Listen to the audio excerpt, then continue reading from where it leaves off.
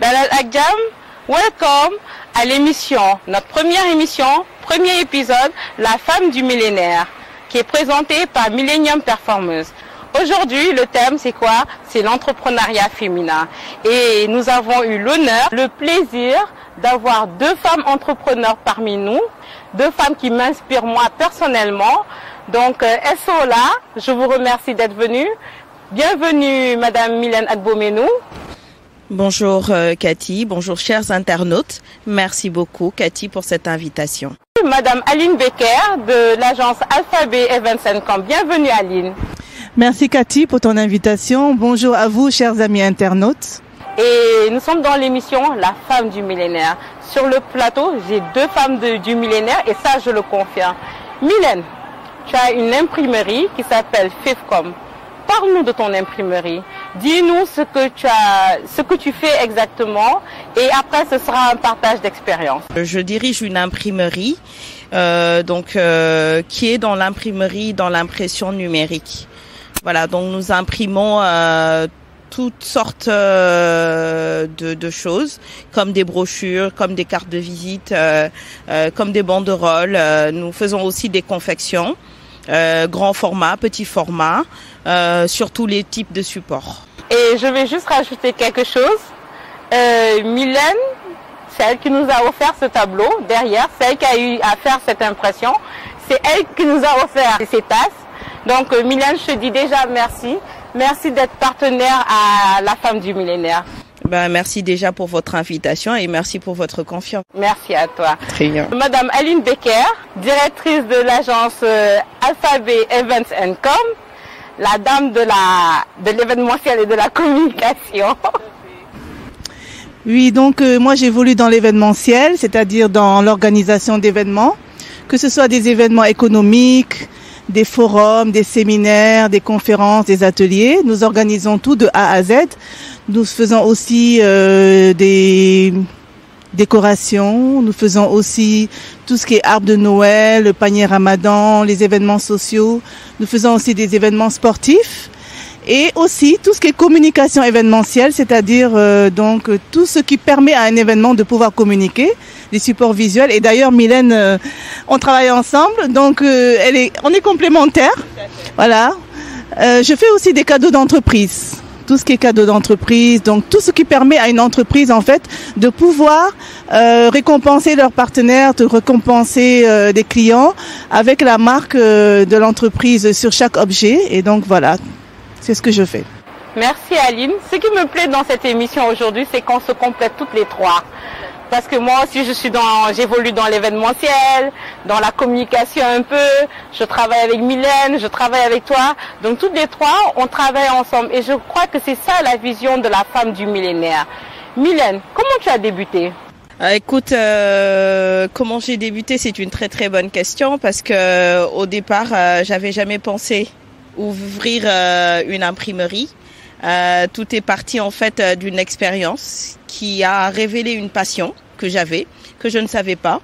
Et voilà, avec une expérience de 3 ans dans une ancienne imprimerie, j'ai eu envie, en tout cas, de continuer sur cette lancée-là, parce que pour moi, c'est très excitant, c'est très intéressant de faire quelque chose, de le rendre physique, alors que derrière c'était pas concret, c'était d'abord venu d'une pensée et qu'on rend touchable en fait. Voilà, c'est de là qu'est née cette passion-là pour l'impression. J'ai débuté depuis, on va dire, ça fait pas déjà 20 ans, hein.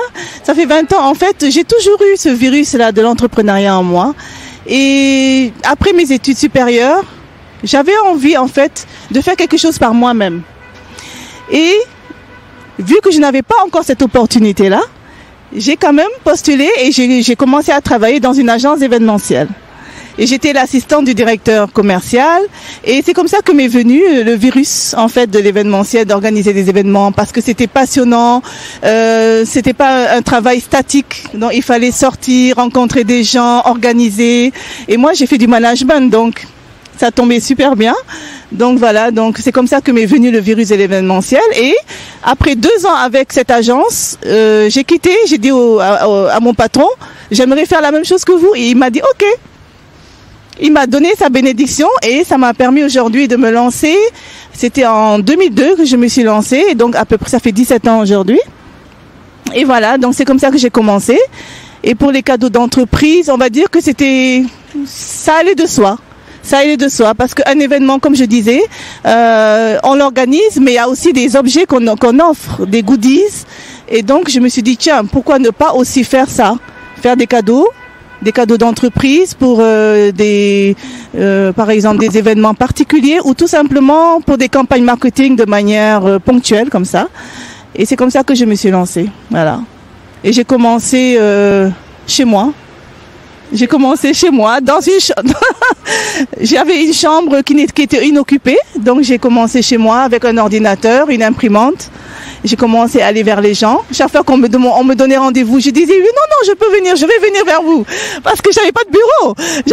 Donc petit à petit, comme ça, donc les choses allant, voilà, avec beaucoup de détermination, beaucoup d'envie de gagner. Voilà, c'est comme ça que j'ai commencé. Apparemment, on a un peu eu le même parcours, parce que moi aussi j'ai débuté comme ça.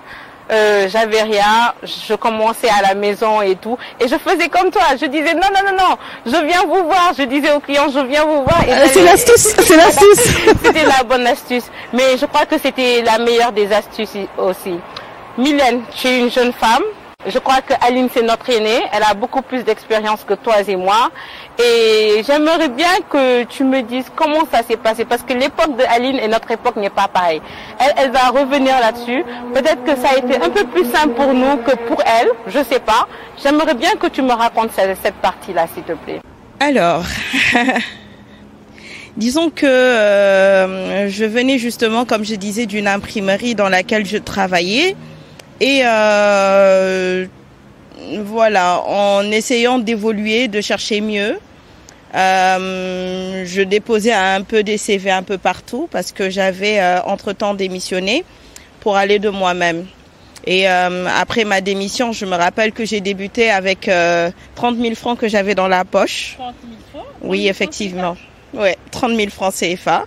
Et un jour que j'ai déposé des CV comme ça, un peu partout en ville, je suis passée vers la place de l'Indépendance, et je dépassais en fait la chambre de commerce. Et je me suis dit, tiens, je vais aller me renseigner là pour voir s'il y a possibilité d'avoir un petit à côté en attendant de trouver quelque chose. De là, je suis allée, j'ai demandé des informations qu'on m'a données. Donc pour avoir le registre de commerce, je pense que au même moment, je me suis décidée. Et voilà, j'ai déposé mon dossier. J'ai payé 16 000 francs. Ensuite, c'était un vendredi, je pense. Donc le lundi, je suis allée récupérer les papiers qui étaient prêts. Et on m'a dit d'aller à l'APIX pour faire la suite. Donc de l'APIX, je suis allée, j'ai fait tout le reste. C'est de là qu'a été créé FEVCOM en fait. Donc c'était pas du tout facile au début, j'ai fait comme vous. C'est-à-dire que je commençais à travailler chez moi, et quand les clients voulaient me voir, je leur disais que moi-même je me déplaçais. Donc je livrais moi-même, voilà, c'était très dur. Mais voilà comment a débuté en tout cas FEVCOM. Mylène, tu déposes des CV, tu cherches du travail. Attends, moi, en fait, je veux que tu me dises, ça s'est passé sur un coup de tête, tu as 30 000 francs en poche, ça s'est passé sur un coup de tête, ou bien tu l'avais prévu il y a 10 jours, il y a 20 jours en arrière. Qu'est-ce qui s'est passé pour que tu te dises non, il faut que je crée ma société? Pourquoi tu t'es levé ce matin avec ces 30 000, tu es allé? Alors concrètement, c'est des choses que j'ai pas trop envie de dire, mais on est au Sénégal, et au Sénégal c'est pas très évident de travailler pour quelqu'un, surtout que moi en tant que commercial, tout le monde sait que quand on est commercial, on a droit à certaines primes, on a droit à certains privilèges du fait qu'on apporte de la clientèle et qu'on apporte du travail. Après, du moment qu'on n'a pas tout ça et qu'on voit ses potentialités, on se dit mais pourquoi ne pas se lancer? Parce que ce qu'on est en train de faire actuellement pour quelqu'un, on peut le faire pour nous-mêmes.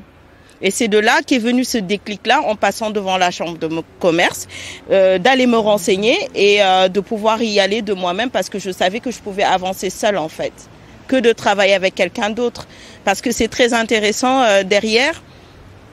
le fait de rester derrière un bureau tous les jours, de faire tous les jours la même chose, c'est pas très intéressant. Moi, je suis une personne de terrain, j'aime beaucoup bouger et voilà, j'ai saisi cette occasion en sachant que voilà, je pouvais bouger, aller où je voulais et aller de moi-même par rapport à cette entreprise.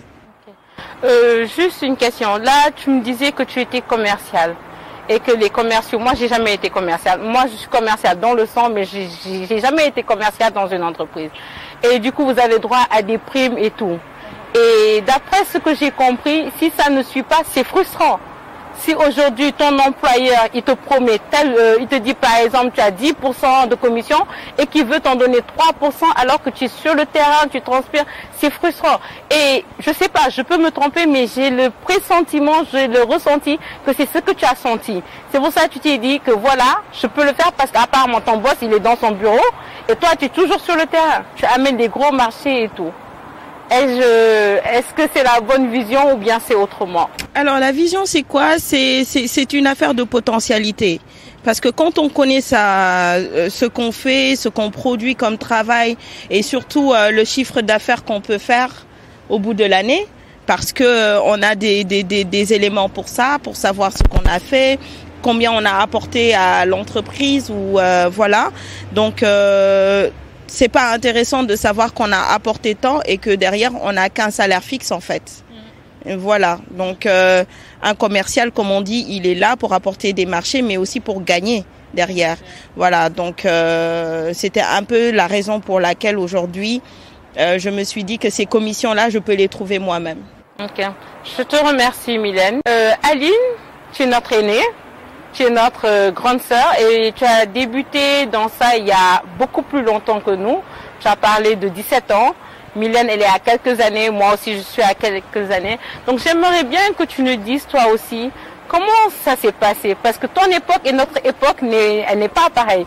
Je me dis que peut-être c'était plus simple pour toi que pour nous. Détrompe-toi. Détrompe-toi, c'est aussi compliqué. J'ai l'impression d'être dans la préhistoire, moi, quand tu me dis ça.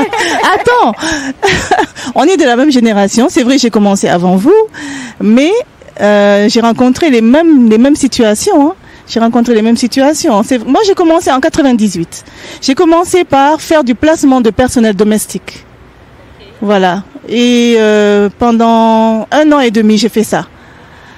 Mais c'était pas tellement ça. Ça n'a pas marché comme je le voulais, parce que les filles que je recrutais, ce qu'elles me disaient, n'était pas la vérité. Donc, je plaçais des filles sur la base de la confiance, et au finish, j'avais des clients mécontents. Pas toujours, hein, mais quelquefois j'avais des clients mécontents. Et mon objectif, c'était carrément de créer une école de formation pour pouvoir tester ces filles sur place. Mais j'avais pas ces moyens-là. Donc, au bout d'1 an et demi, je me suis découragée. Et j'ai commencé à taper, à envoyer des CV un peu partout. Et c'est comme ça que j'ai abouti dans une entreprise qui s'appelle le Kasumai. Je sais pas si vous savez, le bateau qui faisait Dakar-Ziguinchor, là. Voilà. J'ai abouti là-bas. Et c'est après cette expérience du Kasumai, là, que j'ai dit que j'aurais plus jamais de patron dans ma vie. Pourquoi? Parce que j'ai été accusée injustement d'espionnage. Allez savoir. Tout d'un coup, le patron rentre dans mon bureau. Madame Becker, prenez vos affaires. Vous êtes virée. J'ai fait quoi, monsieur? Qu'est-ce qui se passe? Il me dit non, vous êtes virée, prenez vos affaires. Et je suis partie comme ça, en larmes. Je savais pas ce qu'il y avait, quoi. Après, on m'a dit non, il paraît que tu as fait ci, que tu as fait ça. Mais il paraît, mais donnez-moi la chance de me défendre. Tu vois, j'ai pas eu cette chance-là. J'ai pas eu cette chance. J'ai quitté là-bas. J'ai dit plus jamais j'aurai de patron. Donc, ça m'a servi, ça m'a fortifié, ça m'a renforcé dans l'idée que moi, je dois être entrepreneur. Je dois être mon propre patron, pas avoir un patron qui... avoir des horaires fixes, un patron qui est injuste avec toi, qui te... Excusez-moi du mot, hein, j'ai failli dire un gros mot. Mais bon, passez-moi le mot, quoi, voilà. Donc voilà, depuis ce jour-là, j'ai dit voilà, plus jamais. Mais c'est aussi difficile, hein. Tant qu'on est femme, on a du mal à se défendre souvent. On nous prend pour des personnes faibles, qui n'ont pas leur mot à dire. Tout ce qu'on doit faire, c'est dire oui. Ou alors dépendre d'un homme, dépendre de ton mari. Et ça, je dis non. Aujourd'hui, je vous dis non. Vous toutes qui êtes là en train de me regarder, n'acceptez pas qu'un homme vous entretiennent. Prenez toujours votre fierté et votre dignité avec vous et dites-vous que vous pouvez le faire. Si vous avez un projet, lancez-vous. Essayez de voir dans quelle mesure des proches peuvent vous aider si vous ne pouvez pas avoir les moyens. Franchement, peut-être que je suis allée plus que ce que tu voulais que je dise, mais c'est sorti de mon cœur en fait. Bien sûr. C'est aussi dur en 98 qu'aujourd'hui. C'est tout aussi dur. Il faut juste avoir la foi en fait. Et Mylène, ton entreprise s'appelle Face.com. J'aimerais savoir pourquoi tu as dit Face. Et je suis sûre que c'est parce que tu as la foi. Et je suis sûre que Cathy aussi, elle va pas me démentir. Nous trois là, on a une foi à toute épreuve. Et je pense que cette foi-là, il faut aussi que les femmes qui nous regardent se disent que tout ce que vous faites, mettez Dieu devant. Mettez Dieu devant. Nous voudrons remercier l'espace Aliana qui nous reçoit aujourd'hui, Facecom avec ses belles tasses et le panneau derrière, Diwan Décor, Groupe Providence Market, Candide Beauté et tout le staff de Millennium Performance. J'allais même oublier Au Bonheur du Jour qui nous a offert ce beau bouquet. Donc merci à nos partenaires. Tu vois Mylène, quand je te disais que Aline c'est notre grande sœur, en fait moi c'est quelque chose que je ne savais pas d'elle. Et je me rends compte, en fait, c'est par rapport à notre expérience qu'on est devenu aujourd'hui femme entrepreneur. Parce que moi aussi, j'ai eu le même souci aussi. Là où je travaillais, ça s'est mal passé, je suis partie. Et c'est pour ça que j'ai lancé Groupe Providence Market. Et je crois, comme elle a dit, nous sommes des femmes de foi. Faith et à la foi, Providence et à la providence. Et puis, voilà. Donc, du coup, j'aimerais, c'est pas pour rien que Millennium Performance aujourd'hui fait cette émission. C'est pour vraiment aider les femmes. Donc je compte vraiment sur vous maintenant de dire aux femmes ce qu'il faut faire. Aline, tu as commencé à dire quelque chose, mais j'aimerais que tu insistes plus là-dessus. Parce que chacune a eu son expérience. Il y a eu des hauts et des bas. Je parie qu'il y a des moments où vous avez juste 5 francs dans le porte-monnaie et n'empêche, vous êtes là assise, vous vous êtes battue. Donc j'aimerais que vous inspirez ces femmes, ces jeunes filles, comme nous, qui aujourd'hui, pour s'en sortir, elles tendent la main, elles sont dans la débauche, elles se négligent. Non, je crois que c'est pas ça la femme du millénaire. Aujourd'hui, j'ai dans l'émission 2 femmes du millénaire. Et c'est une fierté pour moi aujourd'hui. Je suis tellement émue en plus de vous recevoir. C'est une grande joie de vous recevoir parce qu'en fait, l'objectif de cette émission, c'est ça. C'est aider les femmes. Donc, Mylène, j'aimerais bien que tu parles à une jeune fille. J'aimerais bien que tu copes 10, 100, 1000 jeunes filles. Parce que nous sommes regardés à travers le monde. Ça ne s'arrête pas qu'au Sénégal. C'est à travers le monde. J'aimerais bien, Mylène, que tu boostes ces jeunes filles, qu'elles deviennent comme toi. Mylène, elle, c'est ma dame de fer. Elle, c'est ma go sûre. L'autre, c'est ma sœur sûre. Donc, ce sont des personnes, en fait, que je côtoie très souvent, qui m'inspirent très souvent, avec qui je partage énormément de choses. Parce que je me dis qu'aujourd'hui, en tant que femme entrepreneur, je ne devrais pas m'accompagner avec n'importe qui. Je choisis mes amis. Je choisis les personnes que je dois appeler, les personnes que je dois aller voir. Parce que ces personnes-là me rapportent. Mylène, elle ne me donne pas des millions, mais elle me conseille comment évoluer dans mon entreprise. Je lui donne des conseils. Aline, idem pour toi. Tu as plus d'expérience que moi. Tu me dis, Cathy, ceci, cela. Et on n'est pas parfaite. Et pourtant, on s'en sort. Donc, toutes ces jeunes filles-là, elles peuvent s'en sortir. Mylène, tu as la parole. Alors moi, tout ce que j'ai à dire, c'est qu'il faut croire en soi. Parce que quand on croit en soi, en ses potentialités, on a envie d'aller plus loin. Aujourd'hui, on est dans un monde où tout est difficile, tout est compliqué. On ne peut plus compter sur un homme ou on ne peut plus compter sur un membre de famille. Bien sûr que on a des membres de famille, on a des personnes qui sont autour de nous, qui nous apportent quelque chose. Mais si c'est pour leur faciliter la tâche et se dire que aujourd'hui, ce que l'autre fait pour réussir sa vie, moi aussi je peux le faire pour réussir ma vie. Je peux le faire pour avancer, je peux le faire pour subvenir à mes besoins. Et j'ai les potentialités pour. Alors il ne faut pas hésiter pour ça. Parce que l'entrepreneuriat, on peut le faire à partir de 0 francs. Il faut juste croire en soi. À partir de 0 francs, on peut faire de grandes choses. Prenez exemple sur Une personne, j'ai oublié son nom, j'ai entendu parler de son histoire et ça m'a beaucoup inspiré. C'était une personne qui était coxeur de carapides. Tous les jours, il coxait, il montait dans les carapides, il faisait monter... en fait, les carapides, ce sont les transports en commun les plus pauvres du Sénégal. Et c'était une personne qui se mettait derrière les portes et qui faisait rentrer les clients. De là, à force d'économiser, il a pu acheter son premier carapide. Ainsi de suite. Aujourd'hui, il est patron d'une flotte de plus de 500 carapides. Il a commencé de zéro et il est parti au sommet.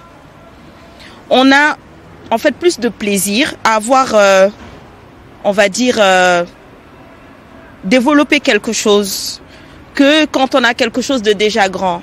On n'a pas de challenge en fait. Alors que le challenge, c'est commencer très bas et aller vers le haut. Là, on a des résultats. On sait qu'on a commencé à partir d'un moment et qu'on a fini là. Et ça, c'est beaucoup de plaisir. Donc, ce que je dis aux femmes, c'est qu'aujourd'hui, il faut croire en soi. Il ne faut pas se dire ou attendre d'avoir des millions pour commencer quelque chose. Dès que vous avez envie de faire quelque chose, que vous savez que c'est une passion, que vous savez que ça peut fructuer, allez-y et croyez en vous. Ça viendra. Merci Mylène. Mylène, j'ai pas fini avec toi. Tu as commencé avec 30 000 francs, c'est bien ça? Oui, c'est ça. Moi, j'ai... C'était un reste de mon salaire, je me rappelle.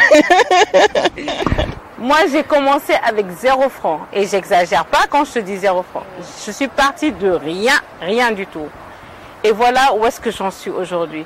Donc, l'histoire que tu viens de raconter, j'allais même te poser la question. Mylène, aujourd'hui, si je vendais des arachides, est-ce que tu crois qu'aujourd'hui, j'aurais pu faire ce genre d'émission? Tu allais me répondre quoi? J'en suis sûre. N'est-ce pas? Pourquoi? Parce que tu croirais en toi. Exactement. Voilà. Donc, c'est pour juste encore insister sur ce que tu disais. Il faut croire en soi. Aujourd'hui, peut-être que je vends des arachides, Mylène.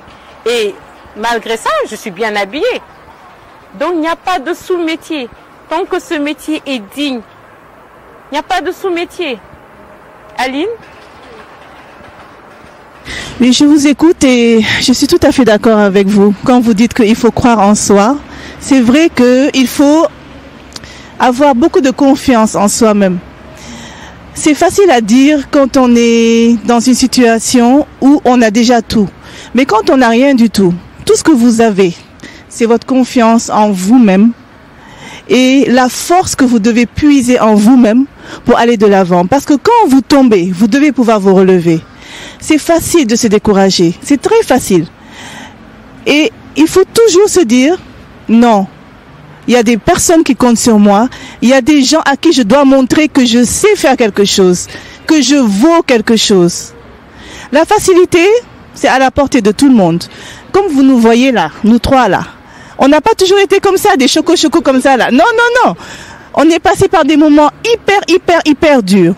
Mais la différence, c'est que on a toujours mis Dieu devant. Hein? Deuxièmement, on a toujours eu confiance en nous-mêmes. Et troisièmement, on n'a pas choisi le découragement. On a choisi toujours d'aller de l'avant, de se battre. On était déterminés en fait dans tout ce qu'on voulait faire. Et si vous êtes déterminés dans ce que vous voulez faire, quel que soit le projet, quand vous tombez, relevez-vous et dites-vous mon objectif c'est ça et je vais y arriver. Par la grâce de Dieu. Et priez beaucoup aussi. Aline, dis-moi, tu es tombée combien de fois? Je peux plus compter. Oh. Non, essaye de compter, voir, juste approximativement. Cathy, je suis tombée, on va dire tous les mois. Tous les mois, mais non, je te dis. Non, c'est vrai, hein, c'est vrai. Il y a eu des moments où je me disais non, je vais pas y arriver. Et je pouvais rester des mois, hein, sans avoir un franc CFA. Et je me disais non, je vais jamais y arriver. Et puis tout d'un coup, il y a une force en moi qui me disait non, Aline, tu vaux plus que ça. Tu vaux plus que ça. Lève-toi, vas-y. Et c'est comme ça que petit à petit, j'ai des frissons même quand je dis ça. T'imagines, hein? Non, c'est vrai, on est passé par des moments. On est passé par des moments. C'est avoir des frissons. Parce que la femme du millénaire, elle passe par des étapes. Mais elle surmonte ces étapes. Elle gravit les échelons. La femme du millénaire, c'est pas celle qui reste en bas. C'est celle qui monte petit à petit et dignement. C'est ça la femme du millénaire. C'est une femme qui refuse de tendre la main. Ça m'est arrivé de tendre la main. J'avais tellement honte, mais je devais le faire. Il m'est arrivé où je tendais la main et je me disais plus jamais je vais tendre la main. Et c'est comme ça, petit à petit, vous avez des situations d'humiliation, mais vous dites vous devez passer par là, pour remonter un peu la pente. Donc n'ayez pas crainte. Vous allez tomber, vous allez vous relever, vous allez tomber, vous allez vous relever, vous allez être humilié, mais dites-vous que au bout du chemin, il y a le succès. Vraiment, il faut vous battre, il faut y croire, vraiment, comme disait Mylène, il faut croire en vous-même. Ouais. Non, franchement, plus on parle, j'ai même pas envie de vous laisser partir. Je crois qu'on pourra parler jusqu'à demain, il y a tellement de choses à dire, mais la dernière chose que je voudrais savoir, vous êtes des femmes. Vous avez une vie de famille, vous avez des enfants et tout. Vous faites la cuisine. J'aimerais bien savoir comment une femme entrepreneur comme vous arrive à tout manager. La cuisine, le mari, les enfants, les vêtements, prendre soin d'elle. Comment vous managez ça? Nous, on est manager. Manager un jour, manager toujours. Mais un foyer, ça se manage, n'est-ce pas? Un foyer, ça se manage. Il faut savoir organiser son temps. C'est tout. C'est pas facile. Vous pouvez rentrer le soir à 20h. Mais vous vous êtes organisé peut-être la veille pour préparer à l'avance, peut-être assaisonner la viande ou le poisson, mettre ça au frigo vite fait. Vous arrivez, vous vous déshabillez vite fait, hop, à la cuisine, hop, la vaisselle. Après, vous vous occupez de vous-même. Le mari s'occupe des enfants, etc. En fait, vous vous organisez avec votre conjoint et voilà, on y arrive. C'est pas facile.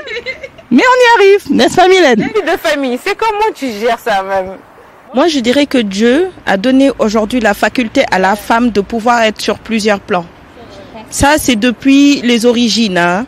La femme, c'est elle qui s'occupe de la maison, c'est elle qui s'occupe des enfants, c'est elle qui s'occupe de son mari, c'est elle qui court faire les courses, c'est elle qui fait beaucoup de choses. Donc cette faculté-là, une fois qu'on l'a, on l'a déjà à la naissance en fait.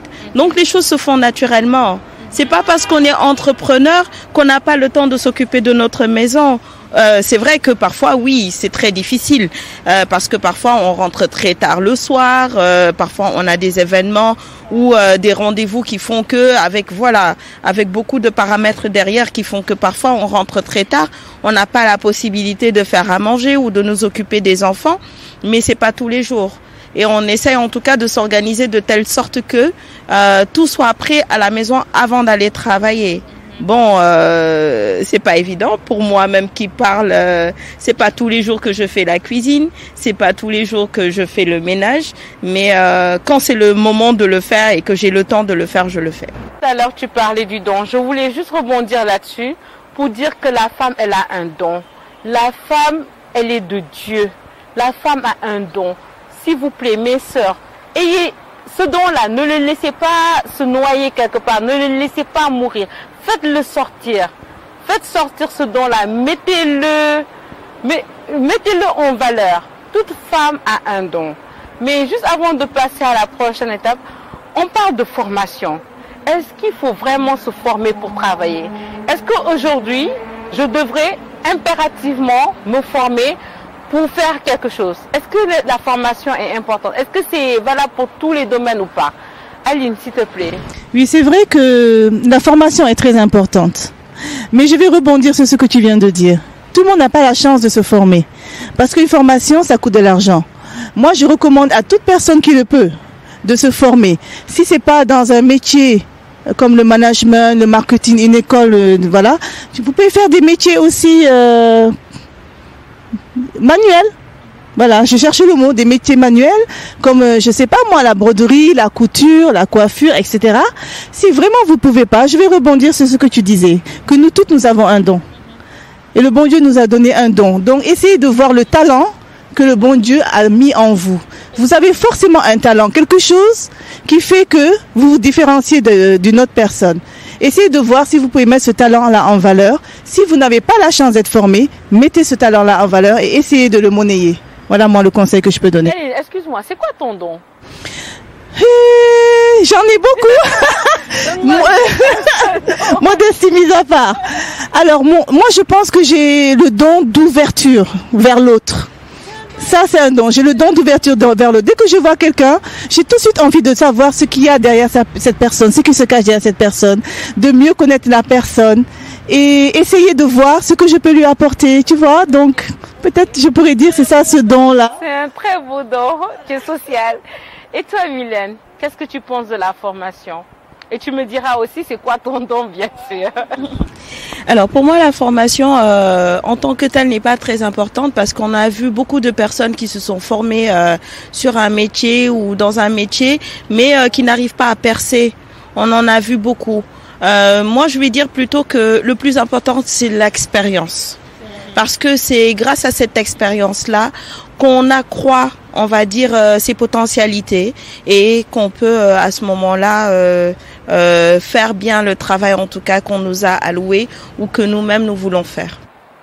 Nous remercions l'espace Aliana qui nous accueille aujourd'hui, Fevcom avec le panneau et les tasses. Merci Mylène encore.